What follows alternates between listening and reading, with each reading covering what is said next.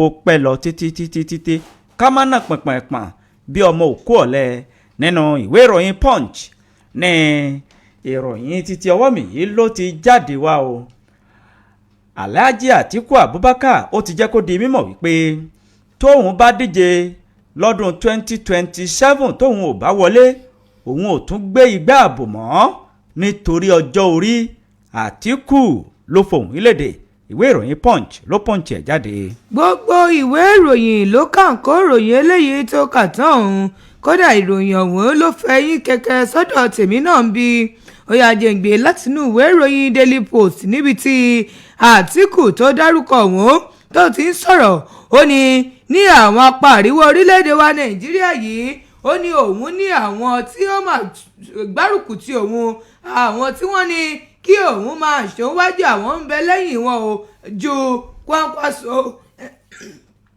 El-Rufai àti Tambuwa lọ. Ìwé ìròyìn Daily Post ló pòsẹ̀ síta. Èmi eléyìí màá yẹ̀bá fún Peter Obi tó bá jẹ́ wípé Peter Obi ní tíkẹ́ẹ̀tì ó já mọ́ lọ́wọ́ nínú ẹgbẹ́ òṣèlú ADC. Àtíkù náà ló sọ̀rọ̀ yìí, ìwé ìròyìn Daily Post ló post ẹ̀ jáde. Nínú ìwé ìròyìn Vanguard náà ni ìròyìn yìí wà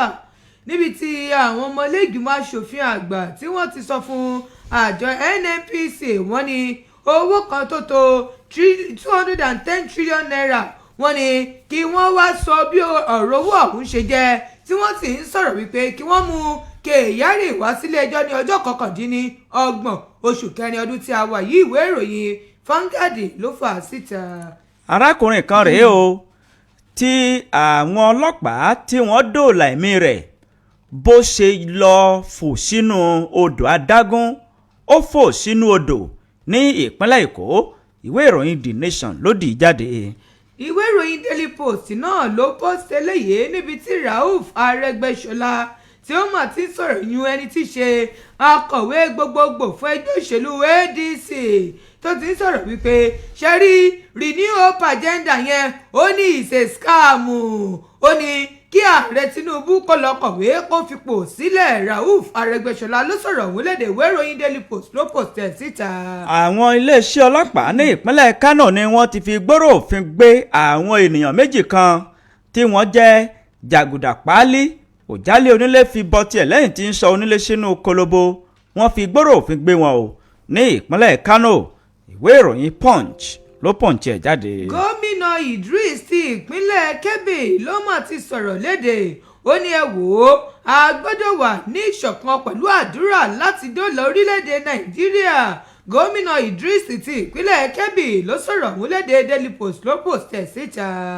Àwọn ọmọ ilé ìgbìmọ̀ asòfin àgbà ní orílẹ̀-èdè Nàìjíríà, àwọn senators ni wọ́n ti peyamọ́ ọjọ́ 29 oṣù kẹrin tí a wà yìí, tí wọ́n sì ń sọ fún àwọn ẹ̀bù ìfọpo NNPC wípé kí wọ́n ó wá jẹ́jọ́, kí wọ́n ó wá ṣàlàyé owó kan tó pòórá bíi tutu yẹ́yẹ́ ọlọ́kùnrùn lákàtà wọn. Owó ọ̀hún ló tó 200 tírílíọ̀nù náírà. Wọ́n ní kí wọ́n wá jẹ́jọ́ o. Ìwé ìròyìn Tribune ló tì í jáde. Àjọ NDA ni wọ́n mà ti sọ̀rọ̀ wípé àwọn ti sún ọjọ́ eléyìí tí àwọn fi ṣe ètò ìgbaniwọlé sí ilé ẹ̀kọ́ Nigerian Defence Academy síwájú tí ọjọ́ wọ́n ní àwọn ti sún síwájú díẹ̀. Ọjọ́ wo ni wọ́n fi kún ẹ máa rí ìwé ìròyìn Punch ló Punch ẹ̀ síta. Nínú ìwé ìròyìn The Nation náà ni mo sì wà tí mo rí ìròyìn títí ọwọ́ mi yìí. Àwọn ẹgbẹ́ òṣèlú ADC ní ìpínlẹ̀ Edo ni wọ́n ti jáwé lọ́jọ́kòjẹ́ fún Oyègún, Òṣùbọ̀ àti àwọn míì. The Nation ló dì í jáde. Nínú ìwé ìròyìn Vanguard náà ni ìròyìn yìí wà níbi tí ìjọba àpapọ̀ tí wọ́n ti ń ṣe ìkìlọ̀ tí wọ́n sì ń kà lé ní kà léjì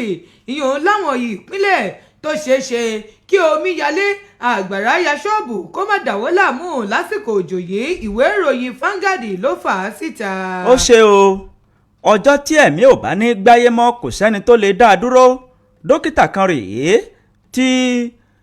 ó jọlọ́run nípè lẹ́yìn ìgbà tó bí ìbẹ́ta. ìwé ìròyìn punch ló punch ẹ̀ jáde. ọlọ́run kò ṣàánú wa ní lórí ọ̀rọ̀ dókítà tó sọ òun jẹ́mi náà mú eléyìí. dókítà kan ni ó máa ti ń jàròyìn ní ojú òpó ayélujára káàkiri níbi tí àwọn obìnrin kan tí wọ́n máa ti mú dókítà ọ̀hún tí wọ́n sì ń hó lé lórí gè wọ́n ní ọmọ méjì ní arábìnrin yìí bí nílé ìwòsàn o ṣùgbọ́n ẹyọ kan ni dókítà gbé fún wọn wọ́n níbo ló gbé kejì sí. ọ̀rọ̀ ọ̀hún ti dariwo ti di iṣu atayanyan báyìí ìpínlẹ̀ èkó ni ọ̀rọ̀ ọ̀hún ti ṣẹlẹ̀ ìwé ìròyìn punch ló pọ̀nṣẹ́ síta. àwọn kókó yìí àti kókó míì láwọn máa mú wa ṣé tí gbọ́ ìyẹn ènìyàn wa ìyẹn ará lé ojúmọ́ tún ti mọ́ lónìí oníkálukú àti mú òwò wa àti gbé òwò wa báyìí oníkẹ̀kẹ́ òwú wa ti gbé kẹ̀kẹ́ òwú alágàdá ogun ti gbé àgàdá ogun láṣẹ Ìdùmarè kò sógun kò sọ́tẹ̀ bí orin eléré ogun ò ní wọ̀lú wa bẹ́ẹ̀ ni ogun ò ní wọ orílẹ̀-èdè wa káwà lálàáfíà tó péye òun ni inú wa yóò máa dùn torí pé bí ọ̀dẹ̀ ò dùn bí ìgbẹ́nìnú rí kò sọ́mọ tálíkà kan ọmọ olówó gan kò tó bẹ́ẹ̀ kó lọ sí òde àríyá nígbàtí ìlú ò bá ní ìfọ̀kànbalẹ̀ ìlú wa ìletò wa orílẹ̀-èdè wa yóò ní ìfọ̀kànbalẹ̀ à ń kí yín o láti ìkànnì wa níbí ìkànnì 99 pẹ̀lú ìyànmọ́sí tó gbé òókan pọ̀n ìlú òkè o la fìdí kalẹ̀ sí ní ìjọba ìbílẹ̀ kájọlà làwà tá a ti ń dún sétí gbogbo ọmọ ẹ̀dá ayé tá a ti ń kùn sínú afẹ́fẹ́ kíkùn àti dídùn wa dídùn àti kíkùn èyí tó nítumọ̀ ní tí àwọn ará ìlú wọ́n ń pàtẹ́wọ́ fún wa pàápàá ẹ pàtẹ́wọ́ fún CPFM ipa CPFM ipa CPFM ipa CPFM ó dàràbà ó dìgí ńlá ọ̀kan ṣoṣo kí ló pé. mo láwọn àwọn àtẹ́wọ́ ọmọdé ló lórí tí mo lá o tún ní àwọn àwa náà ti àwọn àgbà lónìtàn náà sì ti ń pa á báyìí. àwọn aráalé wọn ń pàtẹ́wọ́ fún wa. wọ́n pa. ọ̀kan ṣoṣo ní òṣùpá ẹgbẹ̀ẹ́gbẹ̀rún ẹgbàágbèje òun ní ìràwọ̀ ọ̀kan ṣoṣo òṣùpá òun ní ó mọ́lẹ̀ ó ju gbogbo ẹgbàágbèje ìràwọ̀ lọ o ìyẹn ni wípé wóró kan nìyẹn gan kó tó bí gba ọmọ ọ̀kan ṣoṣo àràbà ló bo gbogbo ẹ̀gàn mọ́lẹ̀ CPFM ó dàràbà ó digi ńlá ó di òṣùpá àrànmọ́jú tí gbogbo àwọn àgbà tí wọ́n ń pé wò ẹ kú ojúmọ́ níbi yòówù tẹ́ ẹ ti ń gbọ́ wa o CPFM lẹ́ ń gbọ́ òun ló ń kùn sí yín létí ká má dé ìnàpẹ́nu nítorí àkókò wa abẹ́rẹ́kiri adégbìtẹ́ lórúkọ mi lórúkọ ẹnìkejì mi. ìyára lè kàrẹ̀ kó ojúmọ́ níbi gbogbo tí ẹ ti ń gbọ́ ìkànnì C89.1 FM tí a fi kalẹ̀ sílùú òkè o ní ìjọba ìbílẹ̀ kájọlà ní ìpínlẹ̀ ọ̀yọ́ akíwá kó ojúmọ́ níbi gbogbo eléyìí tí ẹ ti ń gbọ́ wa pé lágbára ọlọ́run a ní fi kú mọ yàrá wa o a sì máa gbádùn ara wa lọ́jọ́kọjọ́ nígbà gbogbo ẹgbẹ́ ìpolówó yín wá sí kàn ní C89.1 FM kábàáyín bẹnu ajélù kí gbogbo ẹ̀ kó bàa lè rí bó ṣe yẹ kó rí ìtura olúwa ọmọ adẹ́nìjì náà lórúkọ tèmi ẹ̀yin aráalé ẹ káàárọ̀ níbi gbogbo.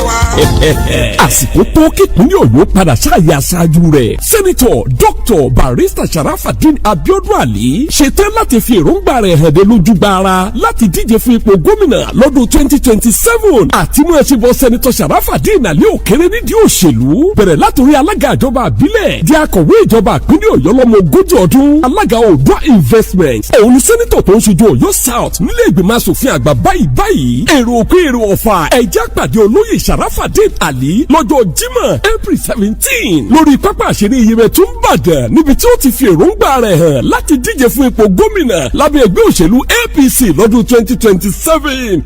APC progress. tó káwọnú ìròyìn ọ̀hún o kò sí àkókò kankan láti fi ṣòfò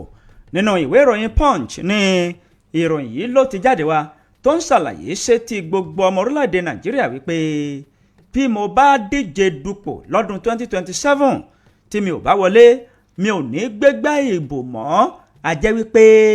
ọlọ́run ò kọ́ wípé n ó ṣe ààrẹ ni èmi abẹ́rẹ́kẹ́rẹ́ adégbìtẹ́ wọn ò gbégbá òṣèlú o nílẹ̀ tó mọ́ lónìí yìí Alhaji Atiku Abubakar ló fohùn náà léde Alhaji Atiku Abubakar tó jẹ́ èèkàn gbòógì nínú ẹgbẹ́ òṣèlú ADC ló ti jẹ́ kó di mímọ̀ wípé tí òun bá ilé gbégbá ìbò lọ́dún 2027 tí òun sì fìdí rẹmi a jẹ́ wípé bí a bá débi olúfimọ àáfimọ ni ó ní òun ò fimọ bẹ́ẹ̀ òun ò sì ní gbégbá ìbò mọ́ tẹ́ ẹ bá gbàgbé Alhaji Atiku Abubakar ló jáde dupò ààrẹ lọ́dún 2023 nínú ẹgbẹ́ òṣèlú People Democratic Party PDP ṣùgbọ́n ó fìdí rẹmi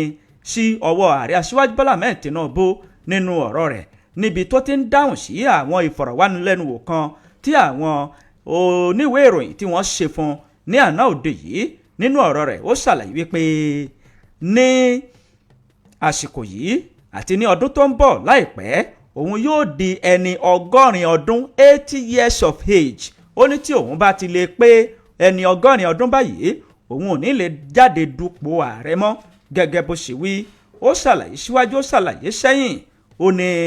oríṣiríṣi àwọn ìgbìyànjú ni òun ti gbé tí òun sì ti gbìyànjú gẹ́gẹ́ bí ènìyàn ṣùgbọ́n bí ipò náà tó bá já mọ́ òun lọ́wọ́ lọ́dún 2027 ó ní kò sí nǹkan tó burú ṣùgbọ́n bí ò bá já mọ́ òun lọ́wọ́ ó ní kò tún burú bẹ́ẹ̀ ni ò bàjẹ́. Ó ní ká ṣe ìwé ìtàn wò lọ́dún 1993 òun jáde gẹ́gẹ́ bí ẹni tí yóò díje dupò ààrẹ nínú ẹgbẹ́ òṣèlú Social Democratic Party SDP gẹ́gẹ́ bó SDP ẹnu mi àgò. Ó ṣàlàyé wípé ṣùgbọ́n òun padà ṣèwé agbẹ́jẹ́ mọ́wọ́ láti jẹ́ kí Moshood Abiola kó tẹ̀síwájú. Ó nígbà tó di ọdún 2007 ó ní òun tún jáde nínú ẹgbẹ́ òṣèlú Action Congress kó tó di wípé òun fìdí rẹmi sí ọwọ́ Umar Musa Yar'Adua. Ó nígbà tó tún di ọdún 2011 òun tún jáde nínú ẹgbẹ́ òṣèlú Action Congress of Nigeria. Ó ní òun tún fìdí rẹmi sí ọwọ́ Goodluck Ebele Jonathan. Ó ní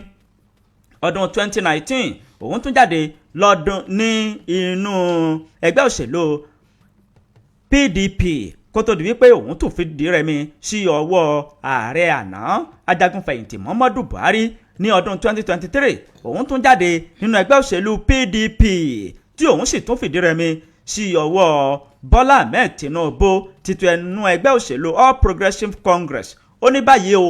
tí ọdún 2027 tó bá dé tóun díje dupò tóun ò wọlé ó ní ó parí nù. Ìwé ìròyìn Punch ló punch ẹ̀ jáde. Nínú ìwé ìròyìn Vanguard náà ni ìròyìn yìí wà níbi tí àwọn ọmọlẹ́gbìmọ̀ aṣòfin àgbà tí wọ́n ti sọ fún àwọn àjọ NNPC wọ́n ní kí wọ́n wá wí tẹnu wọn lórí owó kan tùlùtùlù tí wọ́n ti bí wọ́n látọjọ́ yìí pé bó ló ṣe rìn bó lówó ọ̀hún ṣe wọ́ lọ ṣé eku ló gbé ni àbẹ́ ejò ló mì í. Owó ọ̀hún tí wọ́n ní 210 trillion naira òun ni owó ọ̀hún tí wọ́n sì ń sọ wọ́n ní kí wọ́n jọ máa kọ̀wọ́ bọ̀ àti Kyari ní ọjọ́ 29 oṣù kẹrin ọdún tí a wà yìí. Àwọn ọmọlẹ́gbìmọ̀ aṣòfin àgbà ni wọ́n ti pìyàmọ́ ọjọ́ 29 oṣù kẹrin 29th April of 2026 gẹ́gẹ́ bí ọjọ́ pínpín fún àwọn ìgbìmọ̀ eléyìí tó rí sí ọ̀rọ̀ epo pẹtiró lórílẹ̀‐èdè wa Nàìjíríà láti wá farahàn wọ́n ní lórí owó kan eléyìí tí wọ́n ti ń béèrè lọ́wọ́ wọn látọjọ́ yìí pé bó lówó ọ̀hún ṣe rìn bó ló ṣe lọ gẹ́gẹ́ bí ìpàdé ìgbìmọ̀ eléyìí tí àwọn ọmọlẹ́gbìmọ̀ aṣòfin àgbà ṣe wọ́n ní lábẹ́ eléyìí tí Sẹ́nitọ̀ Aliyu Wadada ti ṣe alága wọn tí wọ́n ṣe ní Nasarawa West lẹ́yìn ìpàdé ọ̀hún ní ọjọ́rú Wednesday wọ́n ní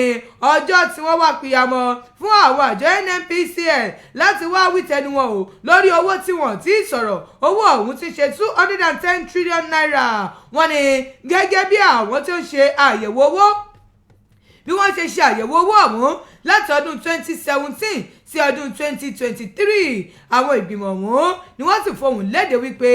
àwọn tí wọ́n ti jẹ́ adarí fún àjọ NNPCL wọ́n ní bíi onímọ̀ ẹ̀rọ Báyọ̀ Ojúlárí wọ́n ní kí òun darí wọn kí ó sì máa gbé ẹni tí ó fi pòólẹ̀ tẹ́lẹ̀ bọ̀ yún Mele Kyari wọ́n ní kó máa gbé wọn bọ̀ báyìí àti ẹni tí ṣe former chief financial officer Umar Ajia wọ́n ní àti Dr. Bala Wunti àti Esther internal auditor wọ́n ní kí gbogbo wọn máa bọ̀ ní ọjọ́ tí wọ́n ti pìyàmọ̀ yìí àbá òun ni wọ́n máa ṣe níbi ìpàdé ọ̀hún níbi tí sẹ́nitọ̀ Osita Izuanzo tinú ẹgbẹ́ òṣèlú APC ní Imo West níbi tí ó ti kọ́kọ́ dábàá wọ́n ní tí ẹni tí ṣe sẹ́nitọ̀ Adam Oshiomhole tinú ẹgbẹ́ òṣèlú APC ní Edo North òun náà sì kéjì àbá àwọn tí wọ́n ti pe amọ̀ wípé ó dá o àwọn ọjọ́ tí wọ́n ti wí yìí wọ́n ní òun ni kí wọ́n máa bọ̀ o kí wọ́n wá sọ̀rọ̀ lórí báwo ni 210 trillion naira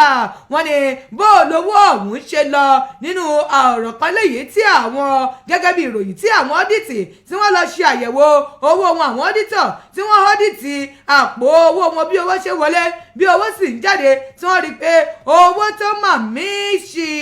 owó tó rà lọ wọ́n ní tí wọ́n mọ bó ṣe rìn owó ọ̀hún ló tó 210 trillion naira wọ́n ní wọ́n wá tí ń pè wọ́n wípé ẹ máa bọ̀ ẹ wá wí tẹnu yín o àti Mele Kyari àti gbogbo yín tẹ́tí ṣèjọba láti ọdún 2017 títí di ọdún 2023 wọ́n ní ó yẹ máa bọ̀ ẹ wá wí tẹnu yín o lórí ọ̀rọ̀ ọ̀hún wọ́n ní ìwé wí tẹnu ẹ̀ bíi 19 queries wọ́n ní òun náà mọ̀ gbé dìde lórí owó ọ̀hún fún wọn tí wọ́n sì ní ẹ̀wò àwọn ọmọ orílẹ̀-èdè Nàìjíríà nígbà o kẹ́ máa ṣòwò wa báṣubàṣu bí wọ́n ṣe sọ̀rọ̀ ọ̀hún tí wọ́n sì ti pìyàmọ́ ọjọ́ 29 oṣù tí a wà yìí fún àwọn àjọ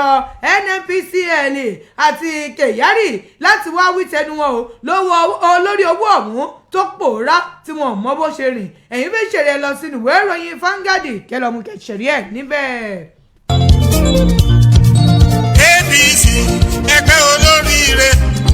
All Progressive Congress lórúkọ ẹgbẹ́ wa. àní àní ò sí agbo òṣèlú tí ń rókùnkùn kẹ̀kẹ́ fún ètò ìdìbò ọdún 2027 sẹ́nitọ̀ Sharafadeen Abiodun Ali tẹ̀gbẹ́ òṣèlú APC ọmọlúàbí àtàtà ti ṣetán láti fi èròǹgbà rẹ̀ hàn dé lójúgbàrà láti díje fún ipò gómìnà lọ́dún 2027 àti mú ẹṣin bọ sẹ́nitọ̀ Sharafadeen Ali òkèrè nídìí òṣèlú bẹ̀rẹ̀ látòrí alága ìjọba àbílẹ̀ di akọ̀wé ìjọba ìpínlẹ̀ Ọ̀yọ́ lọ́mọ ogójì ọdún alága Oòduà Investment òun ni sẹ́nitọ̀ tó ń ṣojú Ọ̀yọ́ South nílé ìgbìmọ̀ asòfin àgbà báyìí èrò òkú èrò ọ̀fà ẹ̀jẹ̀ àpàdé olóyè Sharafadeen Ali lọ́jọ́ Jímọ̀ April 17 lórí pápá àṣírí Iyemẹtu Ìbàdàn níbi tí ó ti fi èròǹgbà rẹ̀ hàn láti díje fún ipò gómìnà lábẹ́ ẹgbẹ́ òṣèlú APC lọ́dún 2027 Dr. Taofeek Oyedele ló ń kéde APC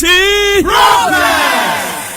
nínú ìwé ìròyìn Punch ní ìròyìn títí ọwọ́ mi yìí ló ti jáde wá tí ìròyìn ọ̀hún tó sì fọwọ́ bani lẹ́mìí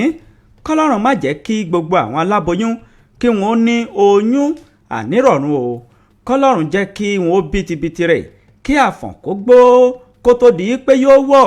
láṣẹ Ìdùmarè dókítà kan rèé o tí wọ́n sọ wípé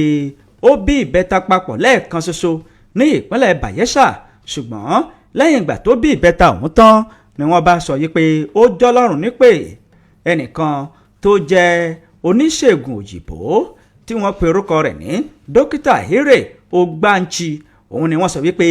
lẹ́yìn ìgbà tí ó bí ìbẹ́ta papọ̀ lẹ́ẹ̀kan ṣoṣo ni ó jọlọ́run nípè gẹ́gẹ́ bí àtẹ̀jáde kan èyí tí ìbátan rẹ̀ tí ó fi sí ojú òpó ayélujára Facebook òun ni ó ṣẹ̀rí ọ̀rọ̀ fún àwọn oníwèé ìròyìn wípé òtítọ́ ni ọ̀rọ̀ náà gẹ́gẹ́ bó ṣe wí o níbi aago 2 òru ó kọjá ìṣẹ́jú 55 ní ọjọ́ 14 oṣù kẹrin ọdún 2026 tí a wà yìí gẹ́gẹ́ bí àtẹ̀jáde náà bó ṣe kà ó ṣàlàyé wípé lẹ́yìn ìgbà tí ẹ̀gbọ́n òun tó bí ìbẹ́ta papọ̀ lẹ́ẹ̀kan ṣoṣo ó bí ìbẹ́ta ọ̀hún lẹ́rọ̀ wọ́ọ́rọ́wọ́ ṣùgbọ́n lẹ́yìn ìgbà tó bímọ tán ni oríṣiríṣi àwọn nǹkan bẹ̀rẹ̀ sí ní ṣẹlẹ̀ ni wọ́n bá gbé dìgbàdìgbà lọ sí ilé ìwòsàn ńlá Niger Delta University Teaching Hospital èyí tó wà ní Okolobere ní ìpínlẹ̀ náà nínú ọ̀rọ̀ rẹ̀ ó tẹ̀síwájú pé ní kété tí àwọn elétò ìlera níbi ilé ìwòsàn tí mo dárúkọ sókè yìí tí wọ́n tẹ́wọ́ gbà á wọ́n sì bẹ̀rẹ̀ sí ní yẹ oríṣiríṣi àwọn nǹkan tó ní í ṣe pẹ̀lú bí ènìyàn ṣe ń mí àti àwọn nǹkan míì láti dóòlà ẹ̀mí rẹ̀ ṣùgbọ́n gbogbo ìgbìyànjú àwọn elétò ìlera yìí ó padà já sí pàbó tí ẹlẹ́ran tó sì padà tú ẹran rẹ̀ lọ ìdí rẹ̀ o tí arákùnrin tó jẹ́ àbúrò dókítà ọ̀hún tó fi bọ́ sí ojú òpó ayélujára tó kọ iye wákàtí àti bí kinní ọ̀hún bó ṣe rìn kó tó di pé ó di ọwọ́ àwọn oníwèé ìròyìn Punch. Kọ́lọ́run Elédùmarè kó ṣàánú gbogbo bímọbímọ àti gbogbo àwọn tí wọ́n diwọ́de ṣẹ̀ sínú kẹ́ ẹ bítíbitì rẹ o. ìwé ìròyìn Punch ló Punch ẹ̀ ẹ lọ́mú kẹsẹ̀ rí ẹ̀ síbẹ̀. Daily Post náà ló post eléyìí síta níbi tí Rauf Arẹ́gbẹ́ṣọlá tinú ẹgbẹ́ òṣèlú ADC tó mà ti sọ̀rọ̀ ní ǹjẹ́ yín mọ̀ pé ìrètí ọ̀tun ìyún rí ní hope agenda yẹn eléyìí tí ìṣèjọba ààrẹ Bọ́lá Tinubu gbé kalẹ̀ ó ní ǹjẹ́ mọ̀ pé ẹ wo òfúùtù fẹ́ǹtẹ́ ni ó ní ìṣe scam ó ní kí ààrẹ Tinubu kó lọ kọ̀wé kó fipò sílẹ̀. Rauf Arẹ́gbẹ́ṣọlá ẹni tí ṣe akọ̀wé gbogbogbò fún ẹgbẹ́ òṣèlú ADC òun ló sọ̀rọ̀ òun léde ó tètè sọ̀rọ̀ títù kan lórí ẹgbẹ́ òṣèlú APC àti lábẹ́ ìṣèjọba APC tó wà lóróyè yìí níbẹ̀ ló ti ṣàpèjúwe ìrètí ọ̀tun gẹ́gẹ́ bí ohun tó jẹ́ ohun tí wọ́n fi ń gbà àwọn ọmọ orílẹ̀-èdè Nàìjíríà lójú. ó sọ̀rọ̀ níbi ìpàdé àwọn ìpàdé gbò fún ẹgbẹ́ òṣèlú ADC eléyìí tí wọ́n ṣe nílùú Àbújá ní ọjọ́ ìṣẹ́gun Tuesday níbẹ̀ ni ẹni tó ti fi ìgbà kan jẹ́ mínísítà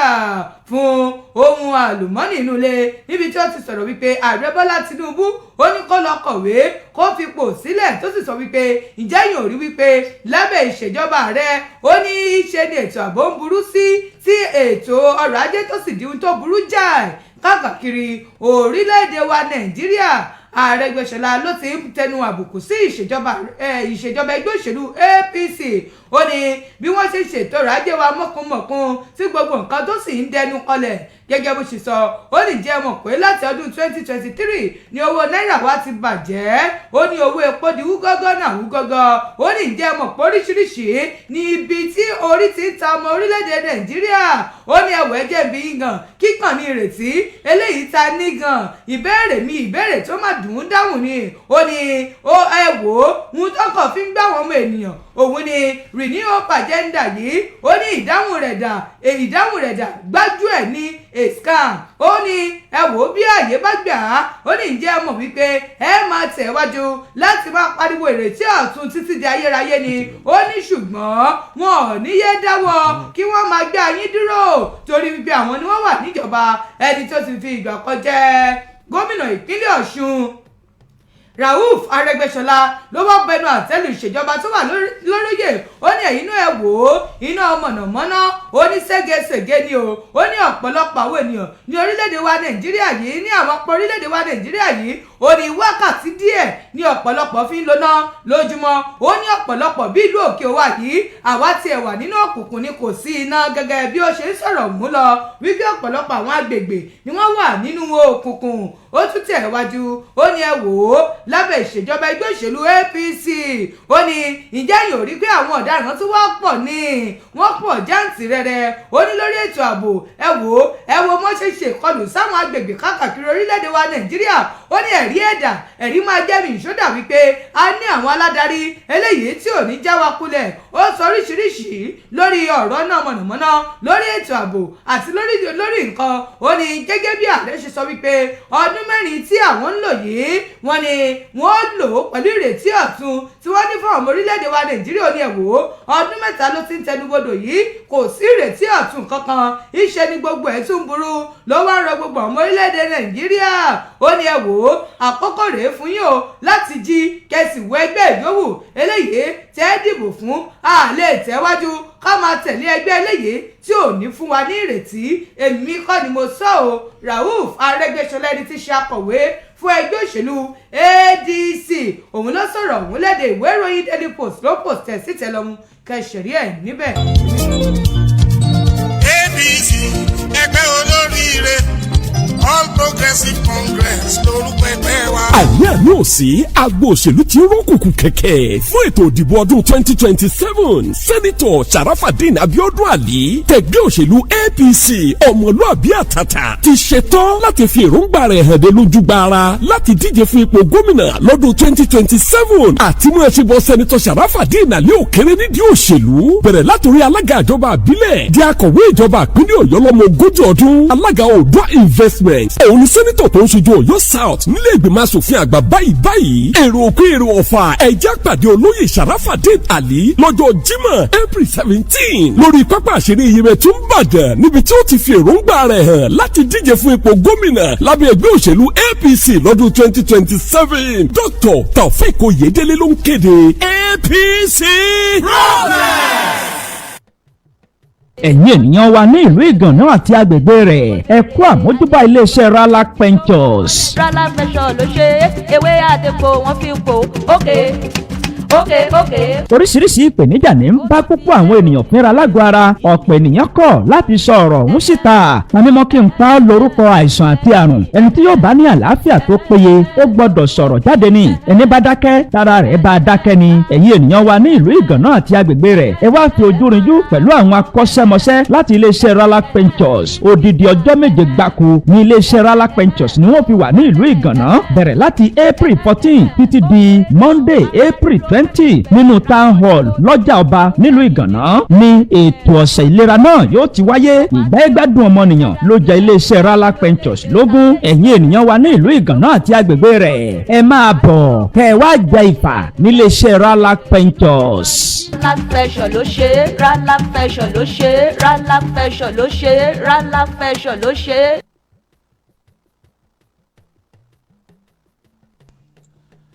ẹ tẹ́tí sí ìkíni pàtàkì yìí àwọn ọmọ màmá Grace Moradehun Ayọ̀ọ́lá tí agboolé baálẹ̀ Òlèlè Òkè o wọ́n kí gbogbo àwọn tó wá síbi ìsìnkú màmá wọn wọ́n kí ẹbí láti ilé bàbá lóró ní Ìmọ̀ba láti ilé Sọ́balójú ìsàlẹ̀ Alúbọ́ láti ilé onílé odò Òlèlè ẹbí láti Ìdìkó Àgọ́ wọ́n kí gbogbo àwọn olùṣọ́ àgùntàn láti ìjọ onítẹ̀bọmi ní Òkè Ògùn gbogbo ẹbí bricklayer ní Òkè o wọ́n kí ìjọ Ọlọ́run First Baptist Church Ìsìà Òkè o Christ Baptist Church Òlèlè Beulah Baptist Church Ìgànnà àti Christ Evolution Ministry pé ẹ ṣé o ẹ kú dìde ọmọ rere ní ògbẹ̀yìn gbogbo wa àmín olùkéde gbogbo àwọn ọmọ màmá Grace Moradehun Ayọ̀ọ́lá. ẹ tẹ́tí sí ìkíni pàtàkì yìí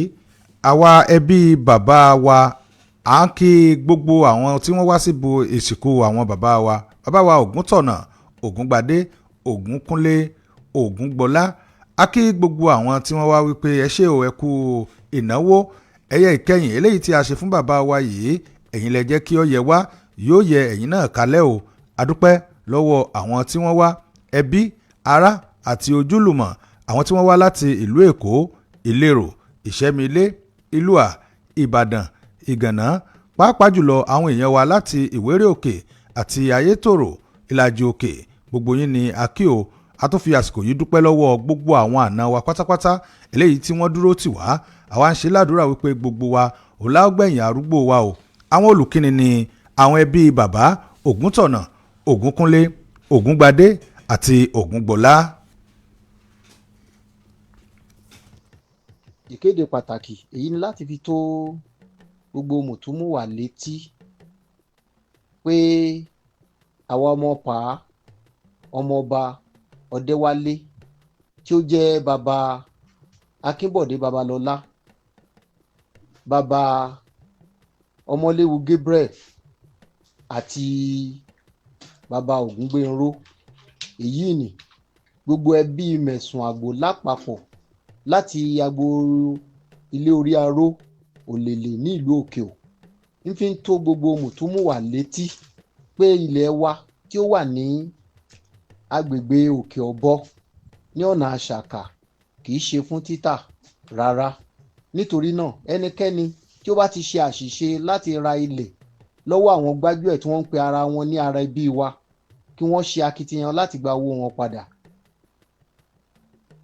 ẹ ṣé púpọ̀ ìkéde yìí ń wá láti ọ̀dọ̀ Reverend Jacob Aládé Adéṣọpé fún gbogbo ẹbí Mẹ̀sùn Àgbò.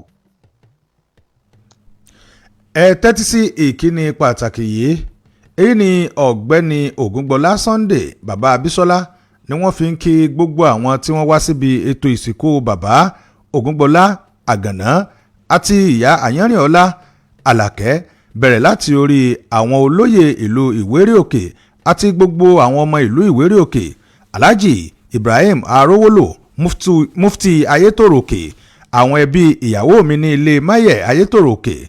àwọn ẹgbẹ́ ìdí ẹ̀rọ olóyè, gbogbo àwọn olóyè Ìwéré Òkè pátápátá, ọ̀gbẹ́ni Akeem Pascal tí gbogbo àwọn èèyàn àti gbogbo àwọn park manager tí wọ́n jọ wá, gbogbo wọn pátápátá òun náà ni mo kí o, ẹ ṣeun gan. Olùkéde Mr. Ògúngbọlá Sunday bàbá Bísọ́lá.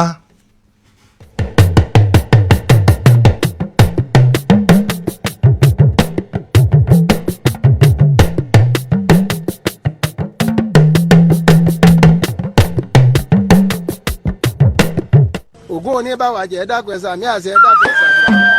àdúrà. ògún bá wa rẹ o mọ̀mọ́ bá wa ajá o. àpótí àrèrè gbogbo ẹlẹ́gbẹ́ ọdẹ, gbogbo olólùfẹ́ ètò ọdẹ ń pitú o. ètò yín ètò wa ètò ọdẹ ń pitú, àkókò àti ọjọ́ tẹ́ máa gbọ́ ètò náà ti yí padà báyìí. aago 6:30 ìrọ̀lẹ́ sí aago 7:30 alẹ́ lẹ́láǹfààní láti máa gbọ́ ètò ọdẹ ń pitú ní gbogbo ọjọ́ Friday. ẹ̀yin ẹlẹ́gbẹ́ ọdẹ láti ọ̀nà jíjìn ẹ lè wá sórí ètò ọdẹ ń pitú. babaládé ìyálọ́jà ẹ wá polówó ọjà yín lórí ètò ọdẹ ń pitú, kẹta kẹjèrè kẹfẹrẹ jẹkọ. aago 6:30 sí aago 7:30 ní gbogbo ọjọ́ Friday lẹ́láǹfààní láti máa gbọ́ ètò ọdẹ ń pitú báyìí. fún ìkéde àti ìpolówó ọjà lórí ètò ọdẹ ń pitú ẹ lò ó sórí nọ́mbà yìí 081 20 77 79 56.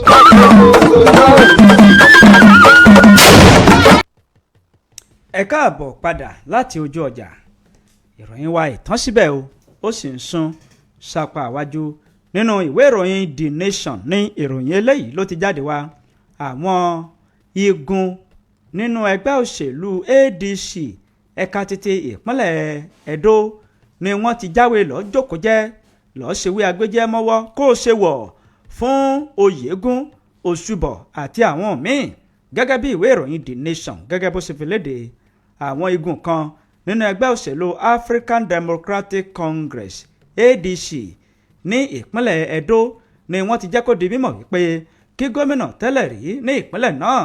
àti àwọn aládarí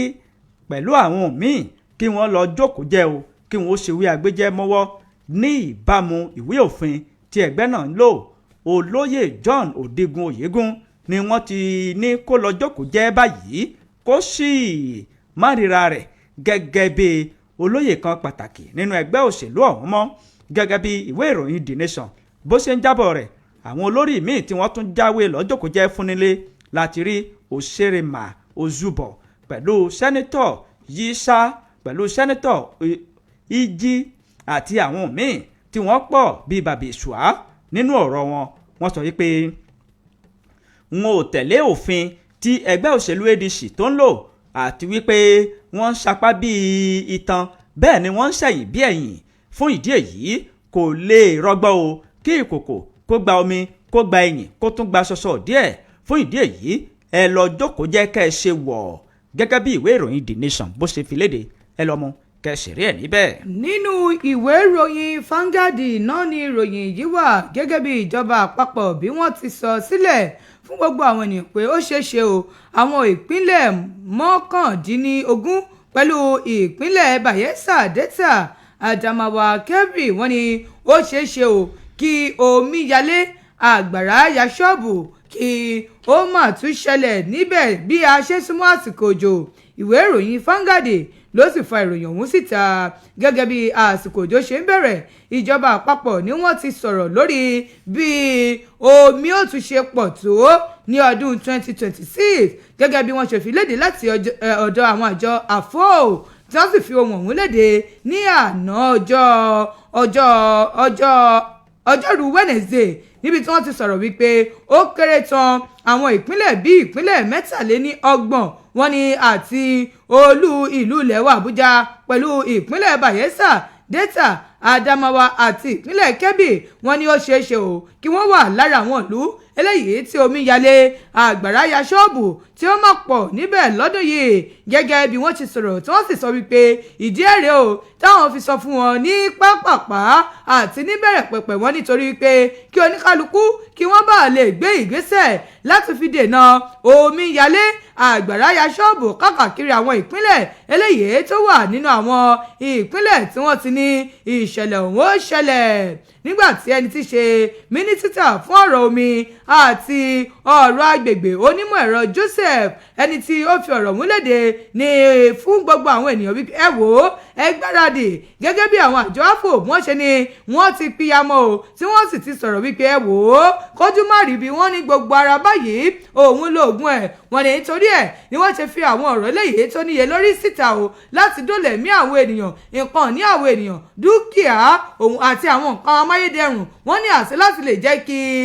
àdánù ètò ọrọ̀ ajé ó dínkù díẹ̀ gẹ́gẹ́ bí wọ́n ṣe fohùn ọ̀hún léde wọ́n ní wọ́n sì ti jọ ṣiṣẹ́ pọ̀ pẹ̀lú àwọn àjọ tó ń rí sí ojú ọjọ́ láti tètè kí láti dáwọ́ àwọn kinní ọ̀hún dúró kí oníkálukú kó tọ́jú ara rẹ̀ kí wọ́n sì palẹ̀ mọ́ de ẹ̀kún omi eléyìí tí wọ́n ti ní yóò ṣẹlẹ̀ lára àwọn ìpínlẹ̀ eléyìí tí wọ́n ti pe amọ̀ wípé ẹ̀kún omi ó pọ̀ fún ọdún 2026 lára ìpínlẹ̀ ọ̀hún láti rí ìpínlẹ̀ Adamawa Anambra Bauchi Bayelsa Benue Borno Cross River Delta Ebonyi Edo Enugu Gombe Imo Jigawa Kaduna Kano Kebbi Kogi Kwara ìpínlẹ̀ Èkó Nasarawa Niger Ògùn ìpínlẹ̀ Ondo Ọ̀ṣun ìpínlẹ̀ Ọ̀yọ́ tiwago ògbẹ́yìn bẹ́ẹ̀ Plateau Rivers Sokoto Taraba Yobe Zamfara àti olúùlú ilẹ̀ wa Àbújá wọ́n ní ẹ wò ó omi ọ̀hún yóò tó gbogbo àwọn ìpínlẹ̀ tí mo ti kà yé wọ́n ní ẹ wò ó àwọn ẹ̀kún omi eléyìí tó jẹ́ pé òun ò ra wá ní ìwọ́rọ́wọ́ wọ́n ní yóò di àwọn agbègbè tó tó 15,597 wọ́n ní àwọn ìjọba ìbílẹ̀ eléyìí tó tó 405 ní àwọn ìpínlẹ̀ márùndínlógójì yàtọ̀ sí ìpínlẹ̀ Èkìtì wọ́n ní eléyìí tó wò ní fojú gan ni irú ìṣẹ̀lẹ̀ bẹ́ẹ̀ gẹ́gẹ́ bí wọ́n ṣe sọ tí wọ́n sì fohùn léde wípé ẹ wò ó omi tí ó tún wálẹ̀ ju ti eléyìí tí a ti kà sókè lọ wọ́n ní yóò ṣẹlẹ̀ ní àwọn agbègbè tó tó 923 ní àwọn ìjọba àbílẹ̀ tó tó 77 ní àwọn ìpínlẹ̀ mẹ́rìnléní ogún àwọn ìpínlẹ̀ ọ̀hún sì ni wọ́n ti pa Adamawa Anambra kódà ìpínlẹ̀ Ọ̀yọ́ tiwa gan ó wà lára àwọn ìpínlẹ̀ ọ̀hún wọ́n tún kà síwájú láwọn ìpínlẹ̀ tí ó pọ̀ àti àwọn ìpínlẹ̀ eléyìí tó jẹ́ pé omi ọ̀hún yóò jà gan ní ọdún yìí tí wọ́n sì ń sọ fún oníkálukú wípé kí á tọ́jú ara wa ṣáájú o kí omi ọ̀hún tó dé omi kò ní kó nǹkan ní wa lọ o ẹ̀yin fẹ́ ṣe rẹ lọ sínú ìwé ìròyìn Vanguard kẹ́ lọ mú kẹsìrì ẹ̀ níbẹ̀.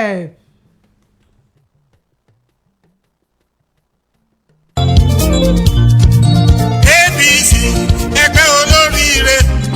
All Progressive Congress lórúkọ ẹgbẹ́ wa. àìní àní ò sí agbo òṣèlú tí ó rókùnkùn kẹ̀kẹ́ fún ètò ìdìbò ọdún 2027 sẹ́nitọ̀ Sharafadeen Abiodun Ali tẹ̀gbẹ́ òṣèlú APC ọmọlúàbí àtàtà ti ṣetán láti fi èròǹgbà rẹ̀ hàn dé lójúgbàrà láti díje fún ipò gómìnà lọ́dún 2027 àtinú ẹ̀sìn bọ́ sẹ́nitọ̀ Sharafadeen Ali òkèrè nídìí òṣèlú bẹ̀rẹ̀ látòrí alága ìjọba àbílẹ̀ di akọ̀wé ìjọba ìpínlẹ̀ Ọ̀yọ́ lọ́mọ ogójì ọdún alága Oòduà investment òun ni sẹ́nitọ̀ tó ń ṣojú Ọ̀yọ́ South nílé ìgbìmọ̀ asòfin àgbà báyìí èrò òkú èrò ọ̀fà ẹ̀jẹ̀ pàdé olóyè Sharafadeen Ali lọ́jọ́ Jímọ̀ April 17 lórí pápá àṣírí Ìyẹ̀mẹ̀tù Ìbàdàn níbi tí ó ti fi èròǹgbà rẹ̀ hàn láti díje fún ipò gómìnà lábẹ́ ẹgbẹ́ òṣèlú APC lọ́dún 2027 Dr. Taofeek Oyèdélé ló ń kéde APC progress. nínú ìwé ìròyìn Punch ní ìròyìn eléyìí ló ti jáde wá iléeṣẹ́ ọlọ́pàá ni wọ́n ti fi gbòòrò òfin gbé arákùnrin méjì kan o tó jẹ́ pé wọ́n ń lo oògùn abẹnugọ̀ngọ̀ láti fi lu àwọn ènìyàn ní jìbìtì gbá àwọn ènìyàn lójú tí wọ́n ń já ilé àwọn ènìyàn tí wọ́n fi ń bo tiwọn lẹ́yìn ṣùgbọ́n ọjọ́ kan tó lè ọjọ́ gbogbo ń tó lóhun o òkété bóró mọ́ wọn lọ́wọ́ àkàrà àwọn tú epo ní síkún ọwọ́ àwọn ọlọ́pàá ló bá tẹ̀ wọ́n iléeṣẹ́ ọlọ́pàá ní ìpínlẹ̀ Kano ni wọ́n ti fi gbòòrò òfin gbé àwọn kọlọ̀rọ̀ sí àdúgbò méjì alọ́kọ́lóhun kégbe tí wọ́n ń lo oríṣiríṣi àwọn oògùn abẹnugọ̀ngọ̀ tí wọ́n fi ń lu àwọn ènìyàn ní jìbìtì tí wọ́n ń lo máyẹ̀wùn mú fóònù ẹ wá ọ̀yá kọjú gba ọ̀nà ẹbí yìí kó o máa lọ onítọ̀hún kò ní wẹ̀yìn yóò mú fóònù lé wọn lọ́wọ́ yóò sì máa lọ láláì pàwùndà nínú ọ̀rọ̀ wọn jẹ́ kó di mímọ̀ wípé òkété bórù mọ́ wọn lọ́wọ́ bẹ́ẹ̀ ni àkàrà wọn tó epo pẹ̀lú nígbà tí wọ́n fẹ́ gba ẹnìkan lójú tí wọ́n fẹ́ lò ní jìbìtì ṣùgbọ́n onítọ̀hún kò kíní tí wọ́n fẹ́ lò fún ọ̀hún kò ṣiṣẹ́ bó ṣe tọ́ gẹ́gẹ́ bí wọ́n ṣe wí agbẹnusọ fún iléeṣẹ́ ọlọ́pàá ní ìpínlẹ̀ Kano CSP Abdullahi Kinyawa òun ni ó fi ohun náà léde wípé àwọn fi gbọ́rọ̀ òfin gbé àwọn ọkùnrin méjèèjì yìí ní ọjọ́ 10 oṣù kẹrin tí a wà yìí ọdún 2026 nígbàtí wọ́n ń gbé ìdánwò láti tún ṣiṣẹ́ láabi wọn àwọn iléeṣẹ́ ọlọ́pàá tí wọ́n máa ń rí sí àwọn ìwà tí kò dára ni wọ́n fi gbọ́rọ̀ òfin gbé wọn ẹni àkọ́kọ́ tí wọ́n pe orúkọ rẹ̀ ní Ahmed Ibrahim tó jẹ́ ẹni ọdún 24 àti akẹgbẹ́ rẹ̀ Ismail Muhammed ẹni ọdún 22 àwọn méjèèjì yìí ni wọ́n ti ń wò kánbókánbó bí òkété inú ayanran báyìí lẹ́yìn iṣẹ́ ìwádìí àti àwọn nǹkan tó nítumọ̀ wọ́n fi ojú wọn ba ilé ẹjọ́ wọ́n sì jólamba pa ní iwájú òfin ìwé ìròyìn Punch ló Punch ẹ̀ ẹ lọ mú kẹsì rí ẹ níbẹ̀. Punch tó Punch ọ̀hún náà ló jẹ́mi náà ti Punch ẹ̀ yìí kọ́lọ́hún má jẹ́ ká rí wàhálà o kí ọlọ́run ọba kó sì má jẹ́ ká rí ogun àtìmọ́ràn lọ́rùn dókítà kan rèé ní ìpínlẹ̀ Èkó tí arábìnrin kan sì ó gèlè lórí wípé ọmọ méjì ni mo bí ọyọ kan ló gbé fún mi níbo ló gbọ́mọ mi sí gbé síta wọ́n ní ọ̀rọ̀ ọ̀hún sì ti di iṣu atayanyan nílé ìwòsàn kan ní ìpínlẹ̀ Èkó fọ́nrán fídíò kan ló ti ń jà ròyìn káàkiri lójú òpó ayélujára ní àná ọjọ́rú wẹ̀ẹ́sẹ̀ níbi tí arábìnrin kan tí ó ti ń fi ẹ̀sùn kan òṣìṣẹ́ ilé ìwòsàn wípé ọmọ méjì òun lẹ gbé jáde nínú mi níbo lẹ gbé ìkejì sí ẹ bá mi gbé ọmọ mi wọ́n ní ìṣẹ̀lẹ̀ ọ̀hún ló ṣẹlẹ̀ ní ilé ìwòsàn kan tó gbajúgbajà tí ó wà ní agbègbè Ìkọ̀tún ní ìpínlẹ̀ Èkó nínú fọ́nrán kan eléyìí tí wọ́n fi síta lọ́wọ́ aṣíkí GRN ní ojú òpó ayélujára N níbẹ̀ ni ní ojú òpó ayélujára S níbẹ̀ láti rí arábìnrin kan eléyìí tó gbé ọmọ tuntun dání o tó sì ń pariwo mọ́ dókítà wípé dókítà ìkejì ọmọ mi dà ọmọ mi ìkejì dà ìbejì ni mo bí o wọ́n ní ó ní ẹ bá mi gbé ọmọ mi eléyìí ò dáa tó mo wá sí ilé ìwòsàn mi ò ní kẹ́ wá jalè ọmọ wọ́n ní bẹ́ẹ̀ lárábìnrin ọ̀hún ṣe ń ké nínú fọ́nrán fídíò ọ̀hún níbi fídíò ọ̀hún láti rí àwọn èèyàn tí wọ́n dúró táwọn náà sì sọ wípé kí wọ́n gbé àwọn òṣìṣẹ́ ilé ìwòsàn ọ̀hún lórí ọmọ eléyìí tó pòórá ọ̀hún gẹ́gẹ́ bí fọ́nrán ọ̀hún tí wọ́n sì sọ wọ́n ní arábìnrin tí orúkọ rẹ̀ ń jẹ́ Blessing Isioma David ẹni ọdún méjìdínlọ́gbọ̀n ni wọ́n ní oṣù kẹta ọdún 2026 ni ó mà ṣe ló lọ ṣe àyẹ̀wò wípé kóun wo iye ọmọ tó wà nínú òun wọ́n ní ṣùgbọ́n àyẹ̀wò gbé wá wípé méjì lọ́mọ òun wọ́n ní gẹ́gẹ́ bí àyẹ̀wò scan ṣe máa ń gbé wá wípé tó bá jẹ́ ọyọ kan ni yóò gbé XY wá wọ́n ní ṣùgbọ́n tó bá jẹ́ ọmọ méjì ló wà ń bẹ̀ wọ́n ní XX òun ni ó gbé wá wọ́n ní ṣùgbọ́n nínú kinní ọ̀hún XX ní scan gbé wá ṣùgbọ́n nígbà tí ó bímọ ọyọ kan ló gbé fún òun níṣẹ́ ló bá bẹ̀rẹ̀ sí í pariwo tó sì ń pariwo ẹni tí ṣe adarí fún ilé ìwòsàn ọ̀hún Sunday Babájídé ó ní irọ́ ni o ọmọ ọyọ kan péré ni wọ́n gbé jáde ní inú arábìnrin ọ̀hún tó sì sọ wípé scan tó lọ yà wọ́n ní òun ni ò máa sọ òótọ́ níbẹ̀ wọ́n nítorí wípé ǹjẹ́ mọ̀ pé bẹ́ẹ̀ wọ́n bá tètè lọ ọjà scan òun nígbà tó bá ti fẹ́ ra kù wọ́n ní náà ló máa ń jẹ́ òdodo wípé ó ti tó bíi 20 weeks tí ó ti kó tó di pé ó lọ ṣe àyẹ̀wò yìí wọ́n ní wọ́n wá sọ fún yín pé ọmọ ẹyọ̀kan náà ló bí ọmọ ẹyọ̀kan náà sì la gbé fún ọ ọmọ rẹ̀ rèé wọ́n lárábìnrin ọ̀hún fárígá o ó ní òun ti ṣe scan méjì sì ló wà ń bẹ̀ níbo wọ́n gbọ́ ọmọ òun sí òun ó gbọ́ ọmọ òun o tí wọ́n bá ti ń ṣe eléyìí ni wọ́n fi ṣòpin ẹ̀ wọ́n ní nígbà tí wọ́n pe iléeṣẹ́ ọlọ́pàá ẹni tí ṣe agbẹnusọ fún iléeṣẹ́ ọlọ́pàá SP Abímbọ́lá Adébísí òun ló wá sọ wípé àwọn ti gbọ́ sí ọ̀rọ̀ ọ̀hún tó ń jà ròyìn lọ́jọ́ òpá ayélujára wípé iṣẹ́ ìwádìí sì ti bẹ̀rẹ̀ lórí ẹ̀ báyìí. wọ́n ní àwọn rí wípé àwọn dé gbòǹgbò ọ̀rọ̀ ọ̀hún tó bá jẹ́ pé wọ́n gbé ọmọ pamọ́. wọ́n ní ẹ mọ̀ àwọn sì fi tó aráàlú létí. wọ́n wá ń sọ fáwọn ènìyàn wípé ẹ má ṣe ìdájọ́ lọ́wọ́ ara yín o, ẹ fọkàn balẹ̀, ẹ farabalẹ̀ títí tí iṣẹ́ ìwádìí tí ó fi parí. torí àwọn ilé ìwòsàn ọ̀hún wọ́n ní ọmọ yọ̀ kan òun ló bí tí wọ́n sì ń dára wọn lẹ́bi pé àwọn ò bá ti mọ̀ káwọn ni kó lọ tún àyẹ̀wò òun ṣe ní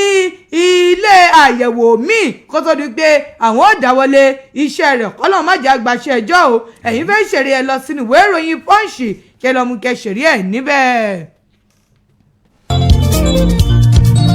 APC ẹgbẹ́ olóríire All Progressive Congress lórúkọ ẹgbẹ́ wa. àìní àní ò sí agbo òṣèlú tí rókùnkùn kẹ̀kẹ́ fún ètò ìdìbò ọdún 2027 sẹ́nitọ̀ Sharafadeen Abiodun Ali tẹ̀gbẹ́ òṣèlú APC ọmọlúàbí àtàtà ti ṣetán láti fi èròǹgbà rẹ̀ hàn dé lójúgbàrà láti díje fún ipò gómìnà lọ́dún 2027 àtinú ẹ̀sìn bọ́ sẹ́nitọ̀ Sharafadeen Ali òkèrè nídìí òṣèlú bẹ̀rẹ̀ látòrí alága ìjọba àbílẹ̀ di akọ̀wé ìjọba ìpínlẹ̀ Ọ̀yọ́ lọ́mọ ogójì ọdún alága Oòduà investment òun ni sẹ́nitọ̀ tó ń ṣojú Ọ̀yọ́ South nílé ìgbìmọ̀ asòfin àgbà báyìí èrò òkú èrò ọ̀fà ẹ̀já pàdé olóyè Sharafadeen Ali lọ́jọ́ Jímọ̀ April 17 lórí pápá àṣírí Ìyẹ̀rẹ̀ tó ń Ìbàdàn níbi tí ó ti fi èròǹgbà rẹ̀ hàn láti díje fún ipò gómìnà lábẹ́ ẹgbẹ́ òṣèlú APC lọ́dún 2027 Dr. Taofeek Oyèdélé ló ń kéde APC progress. 070 47 7064 ní ojú òpó tẹ́ẹ̀fì bá wa dá sí a ti wà ní abala ẹ̀ bá wa dá sí báyìí ọ̀kan ọ̀jọ̀kan ìròyìn èyí tí a ti kà sí yín létí òun náà lẹ́ẹ̀bà wa pẹ̀kẹ́lù lọ́nà tó bá òfin mu 070 47 7064 070 47 7064 ní ẹ fi bá wa dá sí. ẹ̀lú ẹ kú ojúmọ́ o. ẹ̀lú ẹ káàárọ̀ o. ẹ káàárọ̀ orúkọ yín o. ẹ káàárọ̀ kà pé ètò adúpẹ́ mà. mọ́mí kọ́sí mà ẹ bọ́lá látòrí ta ni o. ẹ káàárọ̀ mà o. ẹ káàárọ̀ o. àti ìtura yes ma. ẹ máa kó ìròyìn yes ma. ẹ ní dààmú lágbára ọlọ́run ẹ ní tẹnu gbójú ọwọ́. àmín o. ẹ ra o. àmàdí nǹkan lọ́wọ́ àwọn dókítà àti aláboyún tó ní ìbejì ló wà nínú òun ó wá lóun bímọ ẹyọ kan ni wọ́n gbé fóun ní gbogbo ẹyọ kan yòókù wá wà ọlọ́run dákun ó ṣàánú wa ṣé àwọn scar tá a máa yà yẹn náà ọ̀pọ̀lọpọ̀ míì ló máa ń parọ́ fún yẹn nígbà tí yẹn bá di kí ètò mọ̀ kẹ́tẹ́ èèyàn bí nísìnyí ọ̀hún wọn ti jẹ́ nísìn bàtà òun pariwo kébèjì ló wà ń bẹ̀ wọn lè sọ pé ẹyọ kan làwọn bí ọlọ́run ọkọ̀ wọn mọ̀ ọ́ ṣe o báwo bá ní dààmú ẹ̀ ní ṣìròyìn kan lágbára ọlọ́run ẹ̀rẹ̀ ní tẹnugbó bí ọwọ́. àmín ẹ ṣé o 070 47 7064 070 47 7064 ẹ kú ojúmọ́ o. ẹ máa káàárọ̀ o. ẹ káàárọ̀ sàrúkọ yín. orúkọ mi ni Chief Muritala oyè ní ìjágbóyàbọ̀ fòkè lánàá. à ń gbọ́ yín sà. ọ̀rọ̀ tí oníbejì yẹn náà ni ọ̀rọ̀ dẹ́kun tó ṣe àlọ́ wa ni ṣẹ́rí scam náà wọ́n máa ń parọ́ ń gbà mí ẹ̀kan ni wọ́n ṣe scam fún ó ti pẹ́ o tó jẹ́ pé nígbà tí wọ́n máa gbé sọ́ọ̀sì jáde tó máa bí wọn bá ẹyẹ ló bí àṣé ìdíkà ẹyẹ méjèèjì yẹn òun ló jẹ́ tí wọ́n fi pè ní ìbejì gbàtí ẹ̀ máa bí wọn ẹyẹ ló bí ṣẹ́rí pé wọ́n dàgbà ó bí ẹyẹ ọlọ́pàá kò ṣèwádìí bàbá ìwádìí ọ̀rọ̀ yẹn dáadáa wọ́n bá ṣe dáadáa wọ́n rí i pé ó ṣe ṣe kí wọ́n sì máa káwọn èèyàn sì máa ṣèdájọ́ lọ́wọ́ ara wọn wọ́n lè ṣe ṣe kí wọ́n máa pé ẹni tó dókítà yẹn kẹ̀kẹ́ kan dé wọ́n ṣèwádìí ní táwọn ọlọ́pàá bá ṣèwádìí ọlọ́run wà pẹ̀lú àdúrà wọn gbà o. ẹ ṣé o 070 47 7064 ní ojú òpó tí ẹ fi bá wa dá sí 070 47 7064 070 47 7064 ní ojú òpó tó já sí ọ̀dọ̀ wa níbí 070 47 7064. ẹ̀lú ẹ káàárọ̀ o tó jẹ́ ká bọ́mi là á díẹ̀ ká tó bọ́ sí abala tó kàn á ní láǹfààní láti gbé ìpè kankan mọ́ báyìí ẹ kú kalẹ̀. rédíò wo lèyí tó mi lẹ títí rédíò wo lèyí tó rìn lẹ dòdòdò wọ́n gbọ́ wá jákèjádò gbogbo ayé àwọn tó ti mọ̀ wá wọ́n tún sọ fẹ́ lòmíràn àwọn ètò wa dùn ó tún kọ́ni lọ́gbọ́n. APC ẹgbẹ́ olóríire All Progressive Congress lórúkọ ẹgbẹ́ wa. àsìkò tó kíkúnlẹ̀ Ọ̀yọ́ padà ṣáàyè aṣáájú rẹ̀ sẹ́nitọ̀ Dr. Barrister Sharafadeen Abiodun Ali ṣetán láti fi èròǹgbà rẹ̀ hàn dé lójú gbára láti díje fún ipò gómìnà lọ́dún 2027 àtinú ẹ̀sìn bọ́ sẹ́nitọ̀ Sharafadeen Ali òkèrè nídìí òṣèlú bẹ̀rẹ̀ látòrí alága ìjọba àbílẹ̀ di akọ̀wé ìjọba ìpínlẹ̀ Ọ̀yọ́ lọ́mọ ogójì ọdún alága Oòduà investment òun sẹ́nitọ̀ tó ń ṣojú Ọ̀yọ́ South nílé ìgbìmọ̀ asòfin àgbà báyìí èrò òkú èrò ọ̀fà ẹ̀já pàdé olóyè Sharafadeen Ali lọ́jọ́ Jímọ̀ April 17 lórí pápá àṣírí ìrẹ̀ tó ń bàdàn níbi tí ó ti fi èròǹgbà rẹ̀ hàn láti díje fún ipò gómìnà lábẹ́ ẹgbẹ́ òṣèlú APC lọ́dún 2027 APC progress.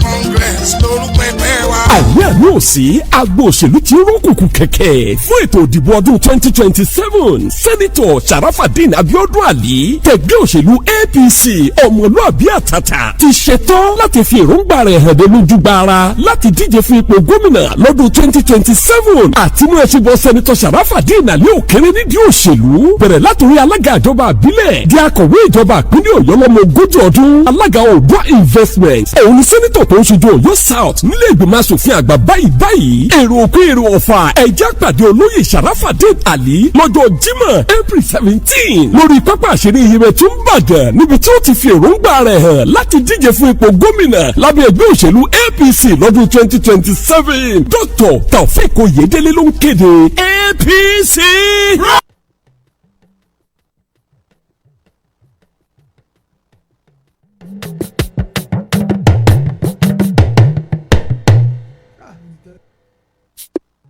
ẹ̀yin ènìyàn wa ní ìlú Ìgànnà àti agbègbè rẹ̀ ẹ kú àmójúbà iléeṣẹ́ Rala Ventures. Rala Ventures ló ṣe ewé àdèpọ̀ wọn fi ń pò ókè. oríṣiríṣi ìpèníjà ní ń bá púpọ̀ àwọn ènìyàn fínra lágọ̀ọ́ ara ọ̀pọ̀ ènìyàn kọ̀ láti sọ ọ̀rọ̀ ọ̀hún síta wọn ní mọ́ kí n pa á lórúkọ àìsàn àti àrùn ẹni tí yóò bá ní àlàáfíà tó péye ó gbọ́dọ̀ sọ̀rọ̀ jáde ní ẹni bá dákẹ́ tara rẹ̀ bá dákẹ́ ni ẹ̀yin ènìyàn wa ní ìlú Ìgànnà àti agbègbè rẹ̀ ẹ wá fi ojú rinjú pẹ̀lú àwọn akọ́ṣẹ́mọṣẹ́ láti iléeṣẹ́ Rala Ventures odidi ọjọ́ méje gbáko ní iléeṣẹ́ Rala Ventures ni wọ́n fi wà ní ìlú Ìgànnà bẹ̀rẹ̀ láti April 14 títí di Monday April 20 nínú town hall lọ́jà ọba nílùú Ìgànnà ní ètò ọ̀sẹ̀ ìlera náà yóò ti wáyé ìgbáyégbádùn ọmọnìyàn ló jẹ iléeṣẹ́ Rala Ventures lógún ẹ̀yin ènìyàn wa ní ìlú Ìgànnà àti agbègbè rẹ̀ ẹ máa bọ̀ ẹ wá jẹ ìfà níléeṣẹ́ Rala Ventures. Rala Ventures ló ṣe Rala Ventures ló ṣe Rala Ventures ló ṣe Rala Ventures ló ṣe. ẹ kú ìkàlẹ̀ gbogbo etí tó láǹfààní àti oore ọ̀fẹ́ láti máa gbọ́ wa káàkiri ibi ìyówù táfẹ́fẹ́ ìkànnì yìí ń fẹ́ dé à ń tún kí yín lẹ́ẹ̀kan sí wípé ẹ ṣeun púpọ̀ ẹ̀ káàrí láì tẹ́ ń gbọ́ wa gbọ́ ìkànnì yìí abala tá a dé yìí iléeṣẹ́ Rala Ventures ni wọ́n ṣe onígbọ̀wọ́ rẹ̀ láti jẹ́ kí àwọn ènìyàn ìlú kí wọ́n mọ̀ wípé ìlera ó ṣe kókó bẹ́ẹ̀ ni ìlera ó ṣe pàtàkì ara líle làá fi ṣiṣẹ́ ẹni tí ara rẹ̀ ò le kò ní ní gbólóhùn kan bẹ́ẹ̀ ni kò ní ní nǹkan méjì tí ó máa rawọ́ sí Elédùmarè ju wípé Ọlọ́run fún mi ní àlàáfíà fún mi ní àlàáfíà àlàáfíà ara yín àlàáfíà ara wa kò ní di fíafíà láṣẹ Ọlọ́run aláwòrábí ẹ jẹ́ ká mọ̀ wípé àlàáfíà ni òpómúléró àti ọ̀pákùtẹ̀lẹ̀ nǹkan tó ṣe kókó tó sì ṣe pàtàkì iléeṣẹ́ Rala Ventures ni wọ́n ṣe onígbọ̀wọ́ abala tá a dé yìí ẹ kú kalẹ̀ ẹ̀yin ènìyàn wa. ó tún ti dé òkìlódé ògùn yìí ni ògùn wo ni tilẹ̀kùn lẹ́yìn lógún omi gbàmóge ẹ máa ra mọ́ sweet bitter kó mọ́lẹ̀